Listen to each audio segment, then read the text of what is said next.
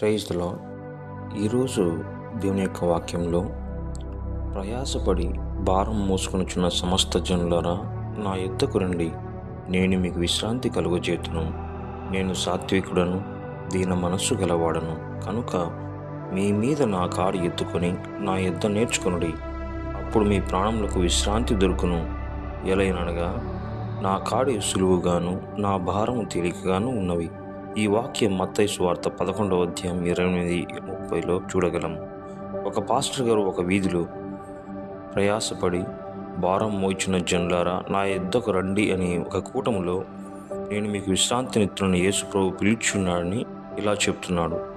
పాపభారంతో కొమిలిపోవచ్చున్న వారి గురించి యేసు ప్రభువును నమ్ముకొనుండని అంటూ ప్రసంగించుచున్నాడు. ఇంతలో ఒక యవనస్తుడు ముందుకు వచ్చి, ఇందాకటి నుంచి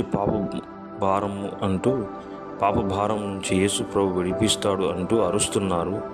పాపభారం అంటే ఏమిటి? అసలు పాపం అంటే ఏమిటి?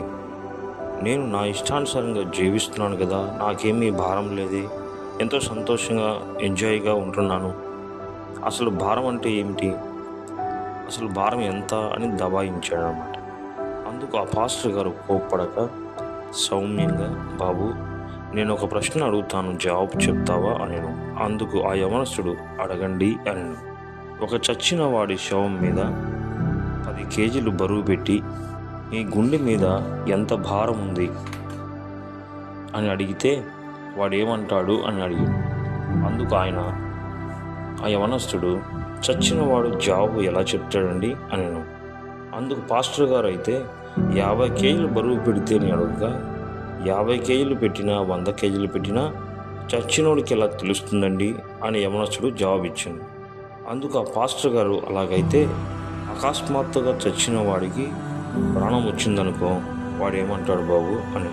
అందుకు ఆ యవనస్తుడు ఏమంటాడు, నా గుండెల మీద ఇంత భారం పెట్టాడు, తీసేయండి అని అరిచి గోల పెడతాడు అన్నాడు. అప్పుడు ఆ పాస్టర్ గారు, బాగా చెప్పావు బాబు, నిండా మునిగిన వానికి చలి తెలియదన్నట్లు అపరాధముల చేతను పాపముల చేతను చచ్చిన వానికి పాప భారము తెలియదు. అయితే ఒక వ్యక్తి దేవుని వాక్యం చేత వెలిగించబడినప్పుడు, యేసుక్రీస్తును కనుగొనినప్పుడు తన పాపముల కొరకు, పాప భారం నుండి విడుదల పొందుట కొరకు గుండెలు బాదుకొని ఏడవకుండా ఉండలేడు అని చెప్పాను. ఈ వాక్యం ఎఫెసీ రాసిన పత్రిక 2వ అధ్యాయం 1లో చూడగలం. ఈలోగా యవనస్తుడు పరిశుద్ధాత్మ ద్వారా ఒప్పింపబడి తన పాపముల కొరకు పశ్చాత్తాపడి రక్షించబడెను. ప్రతి పాపి హృదయము పాపభారంతో నిండి ఉన్నది. పాపము బహుఘోరమైనది, భారమైనది. అయితే ఒక పాపి పశ్చాత్తాపడి తన పాపంలో ఒప్పుకొని రక్షింపబడినప్పుడు అతని హృదయం